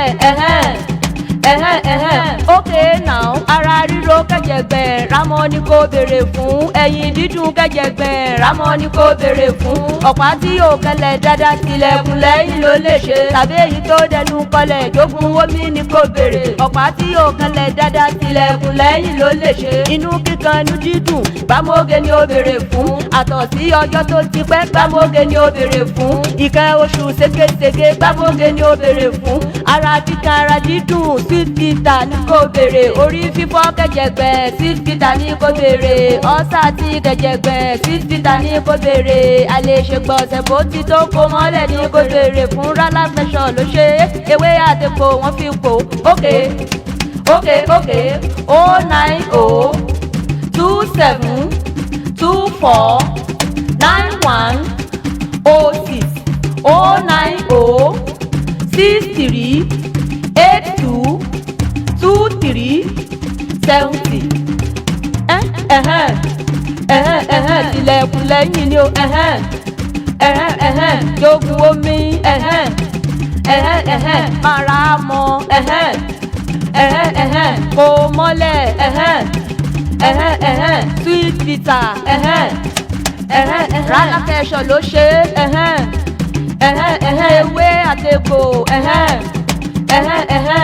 okay now ó ti yá 090 27 24 91 06 090 63 82 2370. Tilẹ̀kùn lẹ́yìn ló lè ṣe. ẹni àní ó mọ́wọ́ ìbàdàn tó bá tilé kù rọ́wọ́lù ó délé tán ibà ni wọ́n tún fi jẹ. barrister Sharafadeen Abiodun Ali làbámọ̀ kì bẹ́ẹ̀ lásìkò yìí gbogbo òpínlẹ̀ ọ̀yọ́ o abẹ́ẹ̀ tí ìgbọ́ ni dán pé ẹni tiwa alájọṣe wa lọ́jọ́ tó ti pẹ́ barrister Sharafadeen Abiodun Ali ó ti ní bó bá dọjú ẹtì jímọ̀ ọ̀sẹ̀ yìí lòun ó kéde èròǹgbò òun fún gbogbo ọmọ ìpínlẹ̀ ọ̀yọ́ lórí ìpinnu rẹ̀ láti díje dupò gómìnà ìpínlẹ̀ ọ̀yọ́ lábẹ́ àṣẹ ẹgbẹ́ òṣèlú APC ṣé bí èèyàn bá ní àtìmọ́ ṣe bọ̀ tó dánmọ́rán pẹ̀lú àwọn ènìyàn rẹ̀ àti wá aṣáájú wọn a máa rọrùn gan ni ó ti ṣe alága ìjọba àbílẹ̀ rí akọ̀wé ìjọba ìpínlẹ̀ ọ̀yọ́ nígbà kan ni bẹ́ẹ̀ ó ti ṣe olórí àwọn òṣìṣẹ́ gómìnà rí alága àpapọ̀ fún àjọ olókòwò Oòduà nígbà kan ni bẹ́ẹ̀ ló sì ń ṣe sẹ́nítọ̀ ọ̀yọ́ south lọ́wọ́ nílé ìgbìmọ̀ asòfin àgbà làbújá barrister Sharafadeen Abiodun Ali pápá àṣírí ọlọ́pàá ní Yemẹtu ní gbàgede tètù ó ti wáyé lọ́jọ́ Jímọ̀ ọjọ́ 17 oṣù yìí láago 10 àárọ̀ ni o BSA Ọ̀yọ́ first ló ń kéde. ẹ kú ojúmọ́ o aláàjì ẹ káàárọ̀ o ẹ kú ojúmọ́ o ẹ kú ojúmọ́ o aláàjì gbogbo ọmọ Nàìjíríà ń gbọ́ yín o. ẹ káàárọ̀ atọ́kùn. àdúpẹ́ ẹ káàárọ̀. àkú dédé wòye àkú iṣẹ́ àná. àdúpẹ́. àkú kó lè dáa tí gbogbo wa ń bá kiri. àwa rèé o. orúkọ mi ni Alhaji Àbọ̀lọ́rẹ́ tí mo jẹ́ aláṣẹ àti olùdásílẹ̀ iléeṣẹ́ alálùbáríkà yẹn iléeṣẹ́ Ralac tólú iléeṣẹ́ wa ní ìlú Ìṣẹ́yìn ní ojú bàbá ní ìyànà Òkè Ayọ̀. bákan náà a ní ẹ̀ka iléeṣẹ́ ní ìlú Òkèwò nílùú bàbá wa oúnjẹ òtí ilẹ̀ Òkèwò ní Òlèlè lẹ́gbẹ̀ẹ́ gáràjì Ìṣẹ́yìn lólèlè. bákan náà la ní ẹ̀ka iléeṣẹ́ ní ìlú Àgọ́ Àrẹ lẹ́gbẹ̀ẹ́ gáràjì ìlú Àgọ́ Àrẹ níbi chọ́ọ̀chì Akékaka. bákan náà a ní ẹ̀ka iléeṣẹ́ ní ìlú Gàyà ní orílẹ̀-èdè Republic of Niger. àtàìsàn àtàrùn kò ní fi ṣe yín kò ní fi ṣe mí kò ní fi ṣe gbogbo títí gbọ́ mi. àmín. ẹ máa ṣe gbogbo ọmọ Nàìjíríà pàápàá jùlọ gbogbo àwọn èèyàn wa nílùú Gànà àti bàbá wa Sàbí ti Gànà àti gbogbo àwọn olóyè wọn ìlú ò ní túmọ̀ wọn lórí o. àmín o. ipò olórí ó ṣòro èèyàn ṣòro ó kójọ Ọlọ́run ò ní dàrin irú àtẹ̀yìn àtàràlù àti gbogbo etí tí ń bọ̀ wá láàárọ̀ yìí. kò sí ìwọ̀n tá a tún fẹ́ sọ fún àwọn èèyàn wa láàárọ̀ yìí ni pé gẹ́gẹ́ bí àdéhùn tá a ṣe àti ìjẹ́jẹ́ tá a ṣe fáwọn èèyàn wa yìí pé a fẹ́ wá sí ìlú Gànà tẹ́lómìn tí ń pè wá bí oṣù mẹ́jọ ọdún kan oṣù mẹ́fà làwa mú ìpinnu yẹn dé ògóńgó fún ọ pé tó láti wà nílùú Gànà nínú táwọn olú ọjà ọba lẹ́gbẹ̀ẹ́ ààfin bàbá wa Sàbí ti ilẹ̀ Gànà ẹjẹ́ àdìde wúyà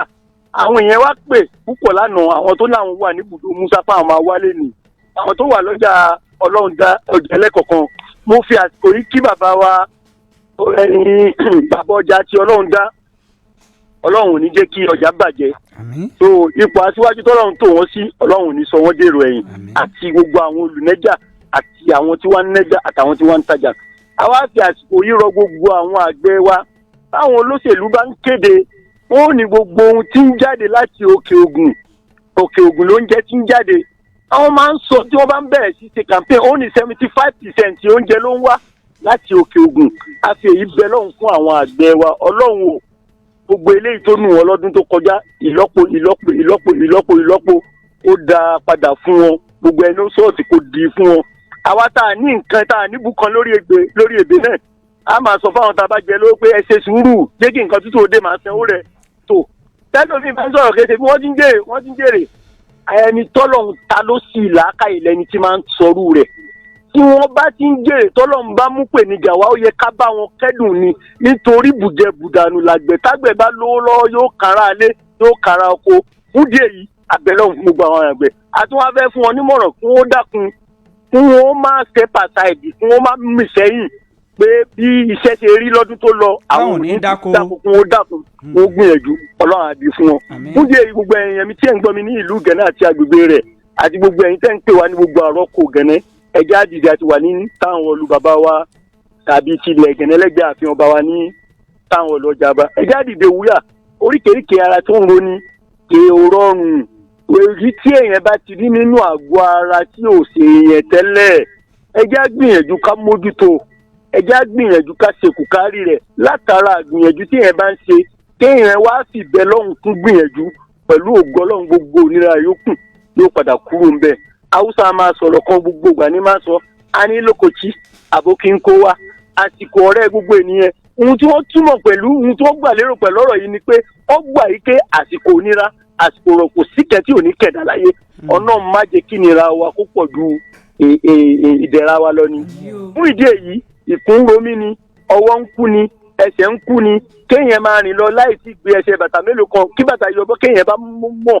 ẹ dákun ẹjẹ́ àdìdè wúyà ẹ yọjú sí wa a wà ní táwọn ọlọ́jà ọba a ti fi àwọn oògùn lẹ́jẹ̀ wọn lóríṣiríṣi fún ìgbádùn ẹ̀yìn ìyẹn wa gbogbo ìgbà ni máa ń sọ èyí ṣe pé ohun tẹ́ fẹ́ fún wa ló jọ wọ́n lógún àwọn onímọ̀ wọ́n fi kọ́ wa wọ́n nínú èèyàn bí èèyàn tí èyí ṣe èèyàn kéèyàn èèyàn méje lèèyàn tá a lè pè léèyàn ó dárúkọ àkọ́kọ́ wọ́n ní nọ́mbà wá èèyàn láyé tíṣà ni ẹlẹ́ni kejì tó kejì dókítà ni kì bá jẹ́ dókítà ọlọ́gun mu dókítà lòun náà kì bá jẹ́ dókítà olóyìnbó nítorí yíngba ẹ̀mí ẹlẹ́mìí ilẹ̀ ni kò wọlé lọ sùn tó bá ní kíní gẹ́gẹ́ yóò máa sáré kẹ́mi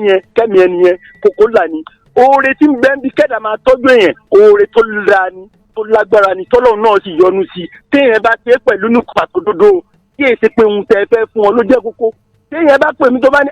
aláàjì bùkátà òun bíyá ń forí kanlẹ̀ fọlọ́run pé ọlọ́run mà ṣe ètò bíyá bùkátà rẹ̀ fún díẹ̀ yìí gbogbo ẹ̀yin yẹn wa tí ẹ̀ ń gbọ́ wa gbogbo èyíkéyìí tẹ́yìn lè rí nínú ìpèníjà yín ẹ jẹ́ àdìdè wúyà tẹ́ bá ti ń gbìyànjú ìgbìyànjú gbọ́dọ̀ lẹ́ǹtì lórí ìgbìyànjú pẹ̀lú ògo ọlọ́run oríṣiríṣi lọ́lọ́run dáwọ́ ọmọnìyàn ẹlòmíì wọ́n bá ti fún lóògùn lẹ́ẹ̀kan tó bá ti lò báyìí yóò fi kíní yẹn pìtẹ́ ni ẹlòmíì yóò kọ̀ntínú ògùn kó tó di pé kíní yẹn máa mú bẹ́ẹ̀ náà lọ́rọ̀ àtijẹ àti mu ẹni ọlọ́run bá dálé pé àsìkò rẹ̀ kó máa hé káàkiri atọ́kùn tó bá jókòó ebi ó pa ọ́ gbọ́ àwọn kan bẹ tó yẹ pé gbogbo bí yòówù tí wọ́n bá wà ìkẹ́ ọlọ́run máa bá wọn ètò ọlọ́run nìyẹn ọlọ́run sì ṣe ilé ayé náà bẹ́ẹ̀ lọ́rọ̀ tíyẹn bá nípèníjà nínú àgọ́ ara èèyàn gbọ́dọ̀ máa ṣègbìyànjú tó bá ṣe lẹ̀kẹ́ tí ò bá mu tún ṣègbìyànjú kó wá fi bẹ́ẹ̀ lọ́hùn kún gbìyànjú yẹn pẹ̀lú ògo Ọlọ́run èyí ó dé òbítọ́ ayọ̀. ẹ kó àtẹ́tẹ́nu aláàjì báyìí aago mélòó ni àwọn akọ́ṣẹ́mọṣẹ́ yín ni wọ́n ṣí ilẹ̀kùn níbi tí ẹ ti ń ṣe ọ̀sẹ̀ ìlera. a ti wà ń bẹ̀ báyìí fún gbogbo àwọn èèyàn wa. tó o dà ní ààyè wo ni ètò ọ̀sẹ̀ ìlera yìí ló ti ń wáyé ní ìlú Ìgànná. ní táwọn ọ̀lú ọjà ọba lẹ́gbẹ̀ẹ́ ààfin bàbá wa sàbí ti ilẹ̀ Gẹ̀nẹ́ mo tún wá fi ń yé àwọn èèyàn pé owó tí wọ́n máa mú dání 2,000 naira ni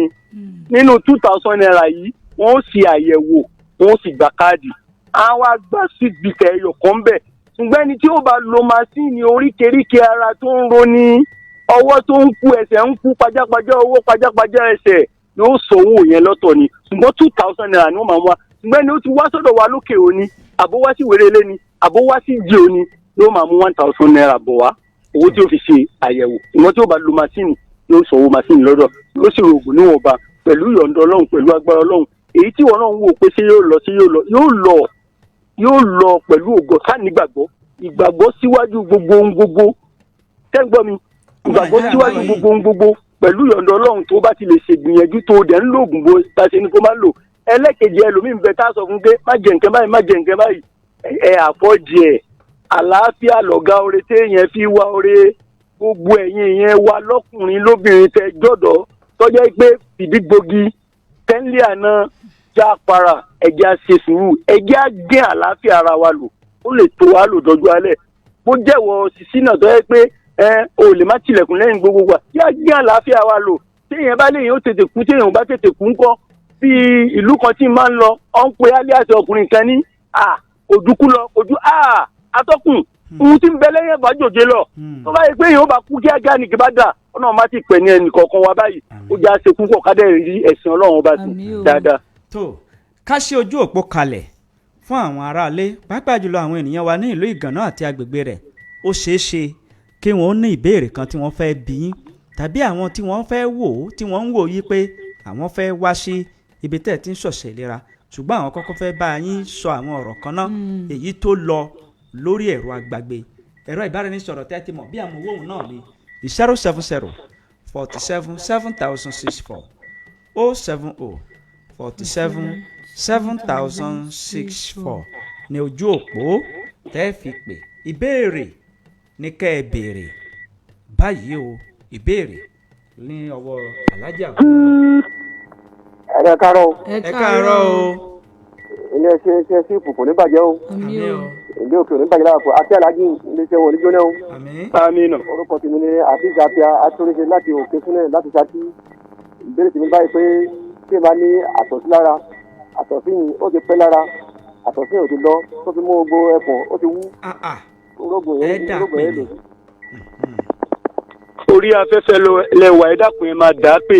àwọn ọ̀rọ̀ kan ń bẹ tí àwọn tí ń mójútó ọ̀rọ̀ tí ń lọ lórí afẹ́fẹ́ ò gbọ́dọ̀ máa gbọ́. ìbéèrè tẹ béèrè ẹ ṣe ẹkù làákàyè tí èèyàn bá ní àtọ̀sí ní ara tí ó jẹ́ pé àtọ̀sí yẹn ò lọ ọ̀nà méjì ló pín sí ó ṣeé ṣe ń gbà míì ẹni tó níyàwó ńlé tí ò ti lo oògùn àtọ̀sí tí ò tọ́jú ìyàwó rẹ̀ ó ṣeé ṣe kó má lọ nítorí pé kí ni ara ẹ̀ nílò fún òlò fún ìyàwó ẹni ó bá ti nípèníjà aró eléyìí ó gbọ́dọ̀ lo oògùn ẹlẹ́tọ̀ọ́ rẹ̀ nínú ilé náà gbọ́dọ̀ lo oògùn pẹ̀lú ìyọ̀ǹda Ọlọ́run yóò lọ nígbà míì dẹ̀ ni ó ẹlòmíì lè máa lo oògùn tíyàwó náà máa lo oògùn ṣùgbọ́n ó ṣeé ṣe kí wọ́n tún máa wojú wẹ̀yìn àìdá ẹlẹ́tọ̀ọ́ rẹ̀ nínú ilé ní wojú wẹ̀yìn àgbóyún gangan ní wojú wẹ̀yìn ó ṣeé ṣe kó má lọ a gbọ́dọ̀ fi gbogbo ẹnu sọ̀rọ̀ àdápè ni. wọ́n wá sọ wípé ǹjẹ́ oògùn kan wà tẹ́ ti ṣe lọ́jọ́ ní iléeṣẹ́ yín táwọn lè lò. pẹ̀lú ìyọ̀ǹda Ọlọ́run oògùn wà tá a ti ṣe lọ́jọ́ tí wọ́n lè lò lára rẹ̀ ní Get All Well Sweet Bitter òun ni mo máa ń sọ fún yín pé egbòogi 22 lápapọ̀ làwa sọ ọdẹ ọkàn nígbà yìí gbádùn àwọn yẹn wa tí ó fi ṣiṣẹ́ fún nǹkan tí wọ́n béèrè pẹ̀lú ìyọ̀ǹda Ọlọ́run gbogbo bí wọ́n dẹ̀ ṣe lò ó ti wà lára páálí yẹn. ọ̀dà hello ẹ yí rédíò yín sílẹ̀ o. hello ẹ kú ojúmọ́ o. ẹ káàárọ̀ o. ẹ káàárọ̀ orúkọ yín. afẹ́ kí. orúkọ yín àti ibi tí ẹ ti ń pè o. ogun ó méjì nìyẹn wá sí ìlú ìjẹ̀jẹ̀. fún láyọ̀ adélèrè. ìyá baálẹ̀ jí tẹ́lẹ̀. ó dà ìyá wa a ti gbọ́ pẹ̀lú ògo Ọlọ́run díẹ̀díẹ̀ lọ́mọ rìn bí àwọn èèyàn ṣe ń pè wá ní gànà á sùn dọ́dọ̀ yín náà ẹ ṣáà ṣe sùúrù fún wa téèyàn bá kọjú sílé kan ẹ máa kẹ́yìn sílé kan ni à ń bọ̀ láìpẹ́ pẹ̀lú ògo Ọlọ́run ìfẹ́ wa lẹ ní. ẹ yí rédíò yín sílẹ̀ ẹ kú ojúmọ́ o. ẹ yí rédíò yín sílẹ̀ 070 47 7064 ìpẹ́yọ̀ kan náà ló kù tí a gbé sí ẹ ló ẹ kú ojúmọ́ o.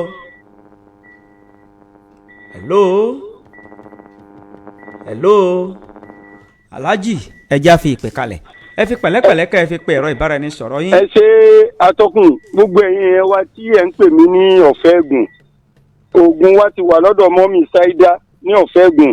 níwájú ilé bàbá baálẹ̀ ní ọ̀fẹ́ ẹ̀gùn oògùn wa ti wà ń bẹ̀ tilẹ̀kùn lẹ́yìn bẹ́ńbẹ̀ gbámúgé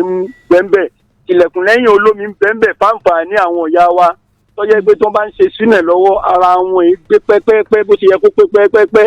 èyíkéyìí tẹ́yìn lè rí nínú ìpèníjà yín a wà nínú táwọn ọ̀lú lẹ́gbẹ̀ẹ́ ààfin bàbá wa tàbí tilẹ̀ gẹ̀nẹ́ ẹja dìde wúyà machine ti wà ń bẹ̀ gbogbo àwọn akọ́ṣẹ́mọṣẹ́ wa wọ́n ti wà ń bẹ̀ pẹ̀lú ògo ọlọ́run àìsàn onífara ṣe gbogbo àní sàárẹ̀ nọ́mbà ìbánisọ̀rọ̀ wa 090 27 24 91 06 090 27 24 91 06 ẹlẹ́kejì 090 63 82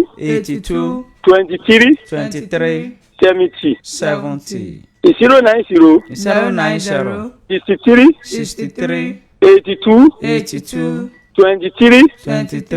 70 àtàìsàn àtàrùn kò ní fi ṣe yín kò ní fi ṣe yín tí ó kàn tí ó fi kàn wá ẹ ṣe atọ́kùn iwájú lọ pàṣẹ bẹ̀fẹ̀ mú màá lọ ó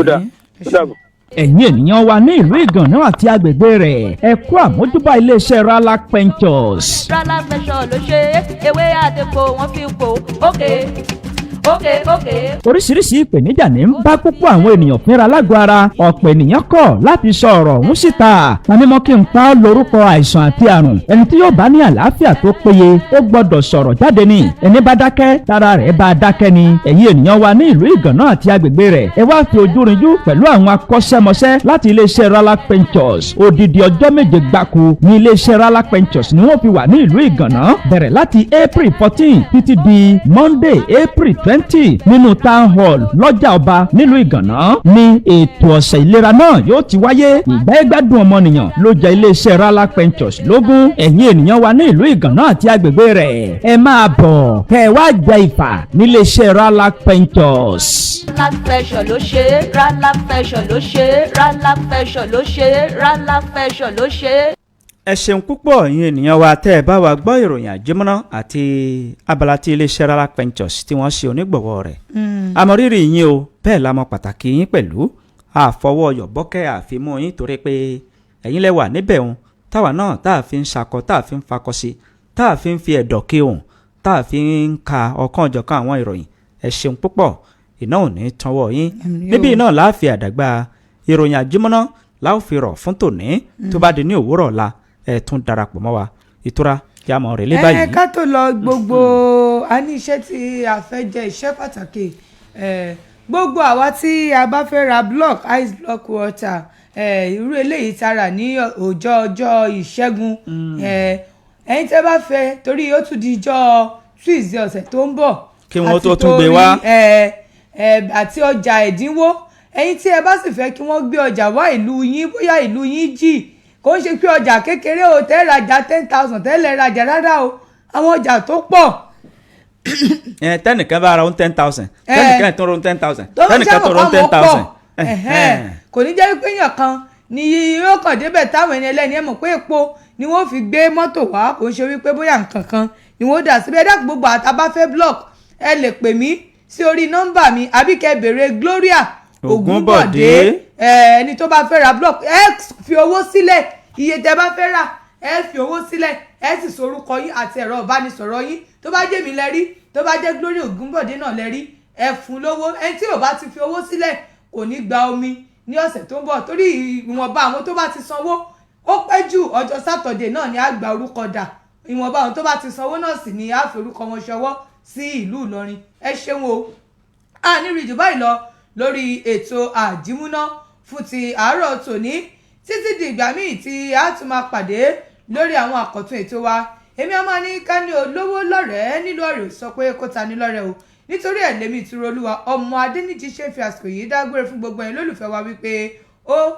dìgbà. abẹ́rẹ́kẹ́rẹ́ adégbìtẹ́ lórúkọ mi mọ̀ ń dágbére lórí ìròyìn àjímọ́ná fún yìí tí òwúrọ̀ òní wípé níbi orí mi ó ti là ẹlẹ́dàá mi ò máa ṣáì gbèmídé bẹ̀rẹ̀ dán ìpàdé wa yóò tún di ọ̀la o ó dìgbà. ní báyìí àwọn àyè wọ̀nyí lẹ́yìn tí máa rí ọ̀kan ọ̀jọ̀kan àwọn egbòogi tó ń jáde ní iléeṣẹ́ Ralac Ventures.